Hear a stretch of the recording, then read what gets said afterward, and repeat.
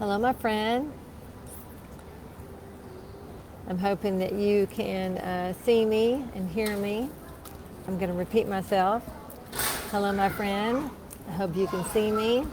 Hope you can hear me. I am live in Florida, actually, at a hotel where my sisters and I are spending a few days together. So this is a blessing.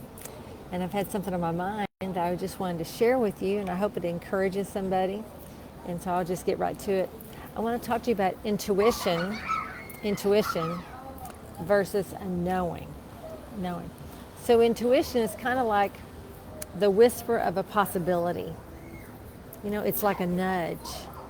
It's a whisper. It's a gentle awareness. And usually it arises, it just comes up before you can even explain it. It's like you have an inner compass and it's pointing towards something and you don't even always know why yet. Now think with me for a minute. Look, you're driving down the road and you just have this thought, you need to turn left instead of right. You don't know that you know, but you just have this thought, this nudge, oh, I should turn left. It feels like a hunch, like a tug. It's just this gut feeling. And it's a very subtle sense. It's an energy shift. It can even come across like a quiet warning. It's like, whoa, something doesn't feel right. Something doesn't seem right. And then sometimes you have to look around to see, is there something here that's making things not seem right or feel right? Often, this whisper, this intuition, it feels like it lives in the body. So it feels like it's from the gut or your heart. It's that place inside where you feel these things happening, and it's a language. I feel like this is right, or I don't know why, or I feel like this is wrong, and I don't really know why. I just have a sense. I have a sense. And there could be, in the timing of things, it could be something that's happening in that moment. It could be just a raw moment where it's just coming from this instinct. And sometimes it's fleeting. You get a thought, it's there, and it goes, and you're like, poof, it's gone. You're like, wait, man, I have this thought. But what is the purpose? What is the purpose of this intuitiveness? It's to guide. It's to protect. Maybe it prompts you to make a decision. Maybe it highlights a next step that needs to be made. It's often the voice of your spirit in real time. It's like a nudge from God before your mind even catches up to what the heck's happening, right? I've had this before. Years ago, I had this idea to just really turn and walk away from something. And for me, it was like a voice inside. It was a voice, hey, turn and walk away. And I was so busy filling up my gas tank. I'm like, I'm almost finished filling up my gas tank, even though it was so strong. And then the voice, the thought, the idea came again, turn and walk away. And I knew instinctively it meant turn this way, walk this way. And I didn't do it. And then the next thing I knew, it was no longer a nudge. It was a, hey, stay where you are, don't move. And now, of course, I'm aware. Now I'm awake to the fact that there's something happening in me. There's something happening around me. And interestingly, I didn't stop filling up my gas tank to find out what was happening. Had I done so, I would have noticed to my left. Now, I will say, let me just say this. I forgot to say this. When I arrived when I got out to put gas in my tank, okay, I did notice a car parked on an awkward side of the gas tank. Where the actual place where you get to put the gas in. I noticed, I thought, that's really odd. And I noticed another vehicle. I'm like, oh, that's just really odd. And the vehicle that was supposedly looked like it was getting gas was too far away, and the gas tank itself was on the other side. I noticed all of that. So that wasn't an intuition. I noticed, oh, that doesn't look right. But the feeling of it not feeling right was when the thought came, hey, you need to walk away. Hey, you need to turn. You need to go. And I ignored it. And so, excuse me. When that third prompting, which was, hey, don't move, then I saw with my physical eyes, oh, don't move. Because there was a man walking straight up to me, and he's reached into his left pocket. Actually, he was a left-handed person. Reached into his left pocket, pulled out of his other side of his pocket a silver revolver, and he held it up to my head and said, give me the keys to your car. And they were in my hand. I said, no problem. I went like this. I dropped them. He picked them up. He said, thank you. I said, you're welcome. And I literally turned, didn't ask any more questions, turned. I jumped over the hose and walked quickly, swiftly into the gas station to tell them, hey, excuse me, I just got robbed at gunpoint. But do you see what happened? I was being guided. I was being protected. And I was ignoring it. There was an instinct, hey, something's not right with this. And it was fleeting for me because I looked at it, identified it, but I just kind of kept ignoring it, right? But then what happens is, these things are coming inside me. Something doesn't feel right, something doesn't feel right. Another time I can tell you, I was driving down the road, and I had this fleeting thought, change lanes. And I'm like, oh, I changed lanes. And the minute I changed lanes, a wheelbarrow came out of the truck that was in front of me, and it would have gone straight into my glass, and I would have more than likely been killed and killed other people. So that's an example of something that's fleeting, something that's a gut feeling, something that's an energy shift, a subtle sense, a quiet warning. It happens in the moment. But then now what's the difference between that and knowing? What's grounded inside of you, what's rooted inside of you, R-O-O-T-E-D. Knowing is something that's solid. It's a deep resonance. You don't have to guess, and you don't have to debate it. You simply know. You know that you know that you know that you know that you know that you know that you know. And it's a knowing that's rooted in alignment with truth. Now, for me, that would be divine truth. That would be the truth inside of me. And for me, it doesn't need validation. It doesn't need proof. I'll tell you something that's proof. I'll give you an example of this. The other day, I was in a conversation. Actually, I was watching a conversation. Someone was talking about energy healing in a very, very, very negative way. Saying that it was not God and all these different things. And I thought, wow, does that not depend on your own motivation? Does that not depend on who you are talking with about whatever healing and transformation you're bringing for another person? Does that not come into play? And I mentioned, hey, listen, that really depends. I was very kind about it. But why? Because I know that I know that I know that. And then they came back and said something else, give me all this long thing. And I said, and what did I do? I responded with, you know what? I appreciate you. I feel zero necessity to defend or go into a long debate regarding this. I know this to be true because I work in this field. And so after that, I just dropped it. And the person who actual thread it was on responded to me, thank you so much for your contribution. The other person wanted to really find out about me, and because she had her truth. She has what she thinks is absolute truth. But why? Because she was in the energy world and she didn't use it in a way that was from God at all. And so now she's putting everybody in the same exact pool, and that's just not the case.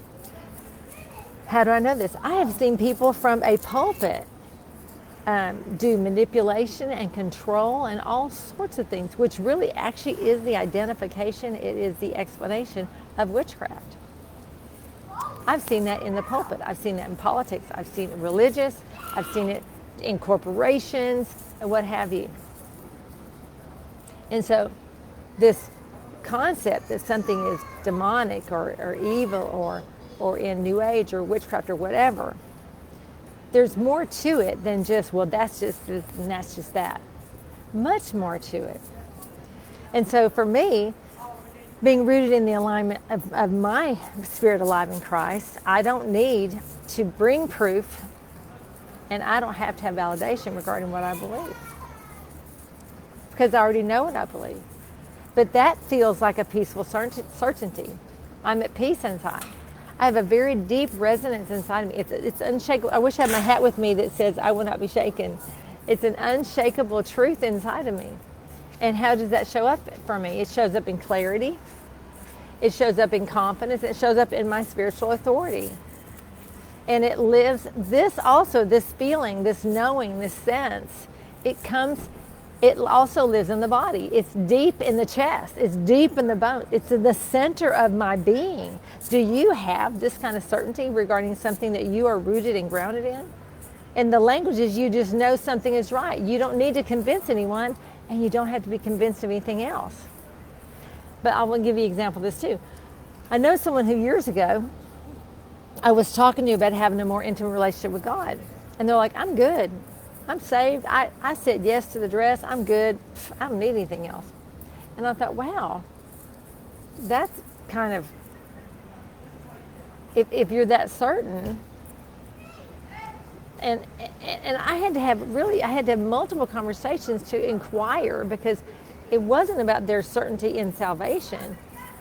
It wasn't about their certainty in what they believed. It was, do you not know there's a relationship in this?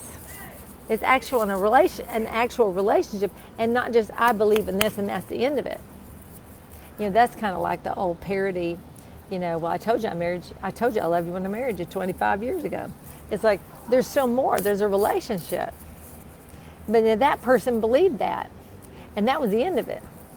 Now, I loved this person with everything within me, and it was worth pursuing over the years to show them there is a better way. There is an excellent way. There is a relationship way that's more than just yes to the dress, and when I die, I know what's going on.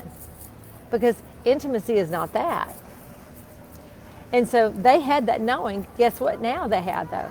Over time, over loving them unconditionally, over loving them with great compassion, over time, they've come into a much more intimate relationship than they had before. And they now know, I may have felt like that might have been what I knew that I knew that I knew, but now I know that I know that I know the person of the know. Very different. Very different.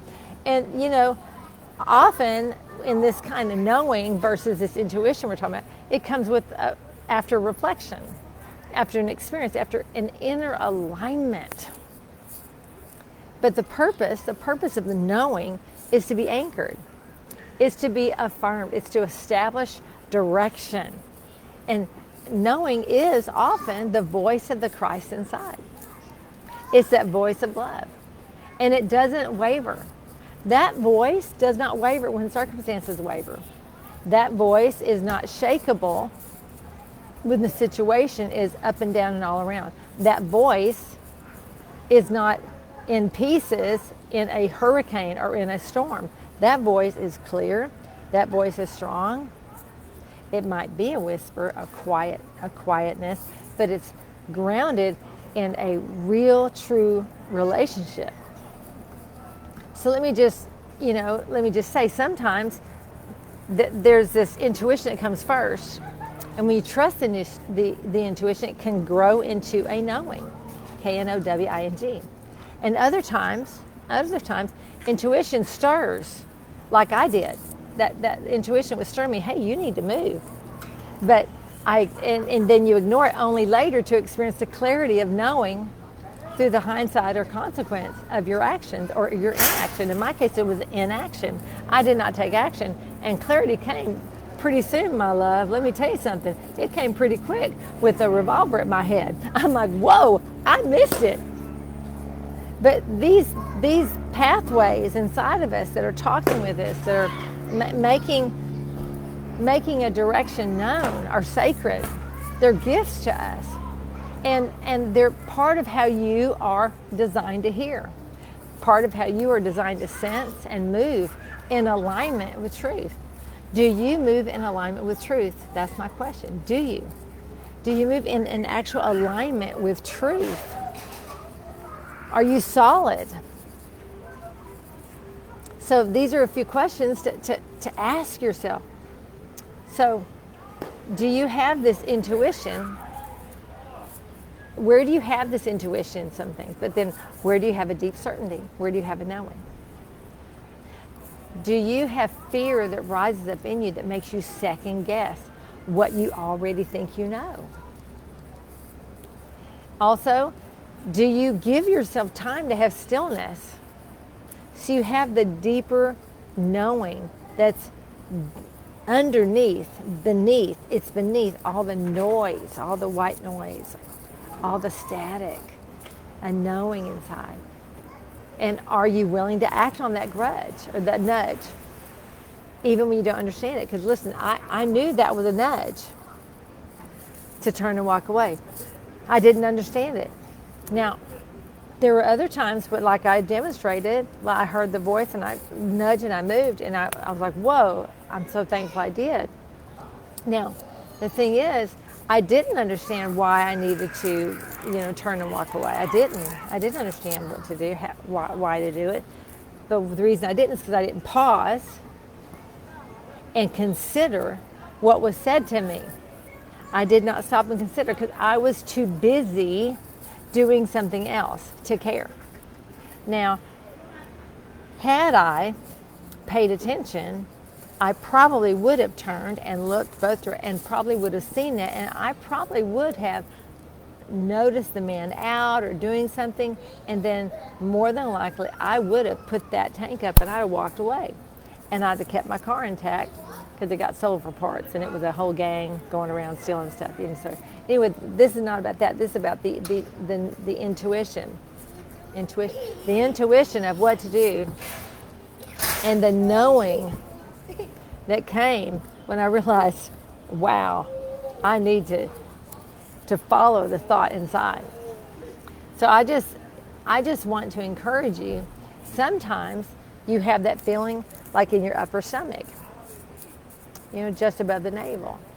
And sometimes it can just feel real intense, like not a burning, maybe it could be for you, but I have a friend whose spouse called them the other day and explained that there was burning in their body. And when she picked up the phone, she got this bam pushed through her, and she knew that she knew that she knew, not an intuition. She knew that she knew that she knew that she knew that she knew that person, her husband, was having an actual heart attack. She knew. She had more than a sense. She had a whoa hit her. That's a gift that she carries. And so maybe you have the gift you carry and you haven't recognized it. I want you to start putting these pieces together so you have more clarity regarding how you hear the inside of yourself. This is the place of your power. This is your personal power. This is your confidence. This is your place of self-worth. This is what governs your ability to take action. It governs your ability to make decisions. And it helps you express your individuality. With courage. Because when you are in balance, I'm not imbalanced, but in balance, you live out of a confidence and out of a self-trust, not out of arrogance, not out of, but out of a confidence, out of a self-trust. And you have this inner strength, and you have this motivation, and you have health. Healthy lines are drawn around you because you understand, and you have clarity when you make choices, and you feel empowered to take action. You feel worthy. You feel capable. But let me tell you what happens when you're not in balance. Listen, when you live out of low self-esteem, when you live out of being afraid that you're going to get rejected, or you're afraid that you are going to fail, if you live out of being a victim instead of a victor, if you avoid conflict all the time, that is an out of balance. That's out of balance inside of you. Or what's the other? That's imbalance. What's overactive? It's just the opposite. It's when you're controlling. It's when you're domineering in your behavior. Maybe you're arrogant and you have to have everything be absolutely perfect. Or maybe you're full of anger and impatient and you're aggressive. Or maybe you just have to prove yourself. I met someone like that yesterday. It was very interesting. I was like, wow, you just have to be in control, But it was a brand new person meeting them. So I wasn't trying to make a quick judgment. I just knew, wow, you need to be in control of how that person treated me. So, how do you heal? How do you transform? How do you bring yourself into alignment? Well, one thing you can do, you can start with breath work. I know it sounds simple, easy. Breath work is such a buzzword nowadays. But if you're not doing it, you're probably out of balance.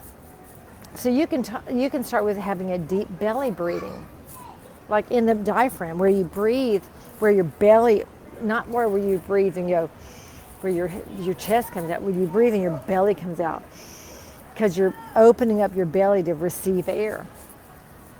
You can also do things to maybe strengthen this core part of you. Maybe it would be sit-ups or just moving around. You can dance. These sound probably funny. Twisting poses like yoga, which it's very hard for me to do because my body had difficulty on that one hand or that one arm, whatever. But you see what I'm saying? You can do something with your physical self to help your body move into some alignment, into some balance. And you can also use affirmations like, I trust myself. I put my hand right here every day, sometimes multiple times, and I say things like, I'm healed and I'm whole and I'm restored. I'm healed, I'm whole, and I'm restored. I trust myself. You can say things like, I am worthy of love and success. You can say, I confidently stand in my superpower, in my power. I choose actions that honor my truth. You can say things like this to yourself, because you're one. Your mind, your will, your emotions, your soul, your body, your spirit, you're one. So, O-N-E, and you've won, W-O-N. Standing in the space where you are sharing with your heart, with yourself, with your body, with your mind, with your emotions, telling yourself, listen, this is how I want to feel. This is what I choose. This is the action steps I'm taking. And you can do some visualization if you want. You can visualize the bright sun, yellow or orange, whatever color you like it to be, and visualize it glowing and visualize it inside you. If you're someone who can see, and see that sun expanding with each breath as you breathe. And let it burn away fear and burn away doubt, because you have a superpower. You can allow the sun to make you feel and radiate courage and clarity and strength. And this can be through your whole being. And you can use journaling. Write yourself a note. Where did I give my power away? Where? Maybe wear a yellow hat to remind you, hey, yellow, the sun, I'm in power. Or eat a banana, it's yellow. Eat a pineapple, it's yellow. I know, I'm really not laughing. I'm being very serious. Sit in the sun. Feel the warmth. Energize your core. Energize your being. And I just want to close with this. I know this is a lot. Thank goodness you can stop and pause and rewind and all those things. But I want you to think about whatever you believe, the God inside of you. Some of us come through the lens of our spirits alive in Christ. Some just talk about God or Father, whatever, whoever you are, wherever you are, okay? When you see your life through the lens of being conscious of Christ, conscious of God, then that place inside of you becomes a place of surrendered strength. You no longer feel the need to strive to be worthy, but you realize your worth is rooted in the love that you were made from. You were made by love, you were made from love, and you live from love because love lives inside of you. So instead of like having to be a power over something, you embody this power through divine alignment. Through divine alignment. Through divine alignment. Listen, I hope this makes sense. I hope this encouraged you today. Intuition versus knowing. These are simple things. They rule our day to day, and sometimes we forget. We think our spiritual moments are during church or when you're having a spiritual retreat, but we forget we have the day-to-day journey with ourselves and with our God in alignment every day, in alignment with fruit, in alignment with life, in alignment with living, alignment with goodness. And when you see yourself really, truly just moving to be angry, to be insecure, to second guess yourself, to feel unhappy, these emotions will bring you out of alignment with your true self inside of you, which is love, peace, joy, goodness. Your true alignment with the assignment of love, one with love, one with the God who lives inside of you. Well, I bless you. This is Donna, and I pray that you know that you are loved, that there's nobody like you. There'll never be anybody like you. Your fingers are your own blueprint.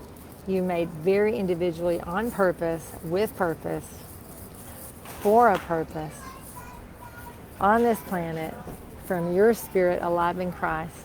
And I bless you from my spirit alive in Christ. And to send to Donna, you're welcome to ask me questions. Just put in the comments below. Bye-bye.